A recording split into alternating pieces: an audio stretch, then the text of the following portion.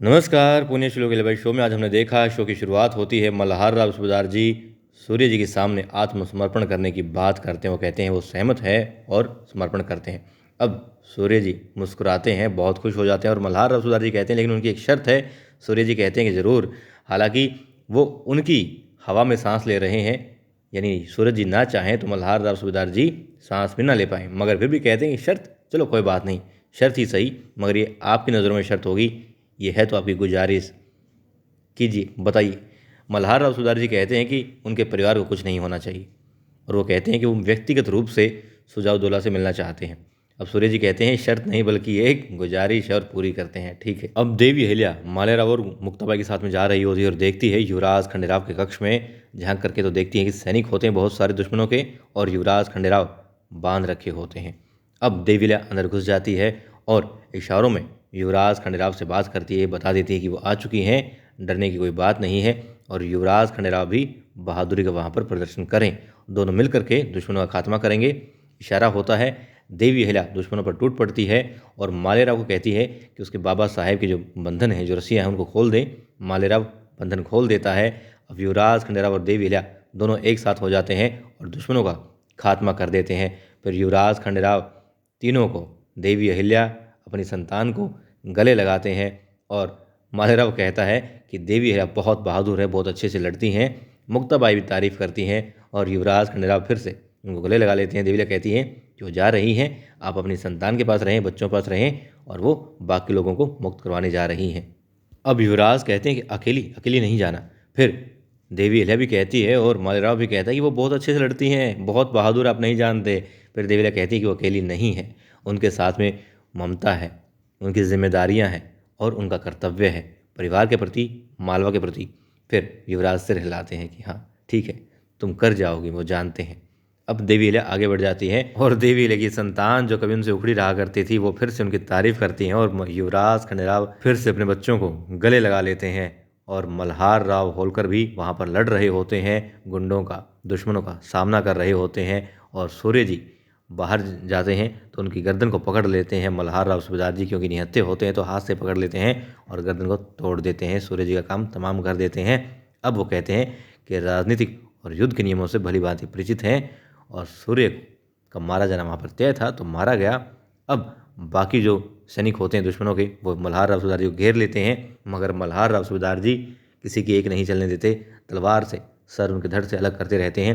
तभी वहाँ पर आ जाती हैं देवी अहिल्या और युवराज खंडेराव भी, और फिर मल्हार राव सूबेदार जी मुस्कुराते हैं और वहाँ पर जितने भी सैनिक होते हैं सब औंधे मुँह गिरे होते हैं। मल्हार राव, देवी अहिल्या और युवराज खंडेराव बहादुरी से दुश्मनों का सामना करते हैं, वे अपने लोगों को बचा लेते हैं। सभी जितने भी वहाँ पर चाहे दासियाँ थी, सेवक थे या फिर जो रानियाँ थी, सबको बंधन मुक्त कर दिया जाता है। देवी अहिल्या बाकी लोगों को, सहायकों को बचाती हैं तो युवराज खंडेराव सभी रानियों को मुक्त करवाते हैं और सबको फिर बाहर आने के लिए कहते हैं। सब लोग आ जाते हैं। मल्हार राव सूबेदार जी कहते हैं कि ये बहुत बड़ी समस्या थी और हम सब ने बहुत ही अच्छी तरीके से, वीरता के साथ में, धैर्य के साथ में इसका सामना किया और महादेव जी की कृपा से ये सारी मुसीबत जो है दूर हो गई है। हम सभी खतरे में थे, लेकिन खुशी की बात यह है कि पूरा परिवार जो धैर्य रखे हुए था उसने बहादुरी दिखाई और दुश्मनों पर जीत हासिल की।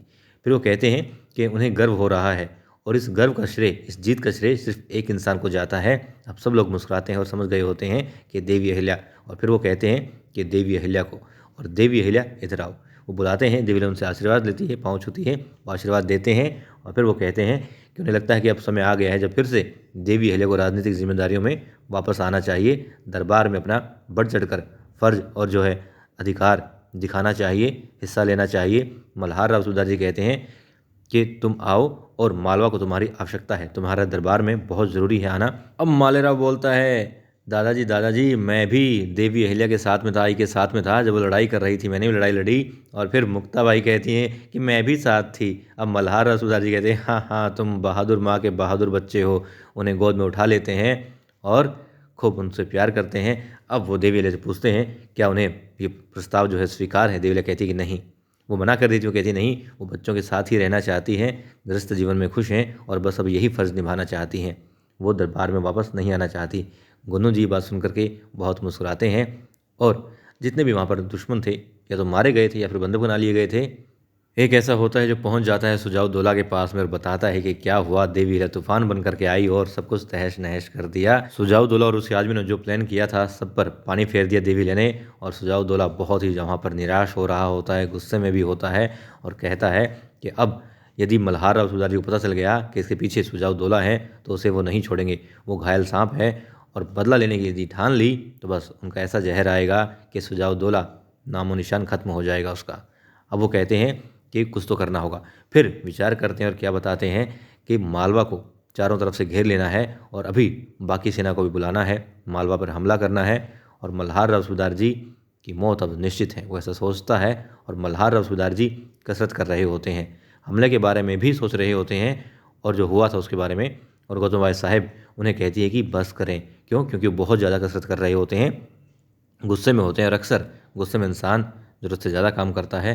तो देवी अहिल्या कि ये बाबा साहेब भी, क्योंकि देवी अहिल्या ने भी मना कर दिया है और मालवा पर हमला हुआ उस बात को लेकर भी वो चिंतित होते हैं। वो कहती हैं कि बस करें। फिर वो कहते हैं कि क्या बस करूं, मेरा तो बस ही नहीं चल रहा है। देवी अहिल्या इकलौती ऐसी इंसान है जो कि इस राजनीतिक परिवार को, इस मालवा को संभाल सकती है, मगर वही मना कर रही हैं। उनका भरोसा टूट गया है। देवी अहिल्या ने मना किया और उनका भरोसा टूट गया।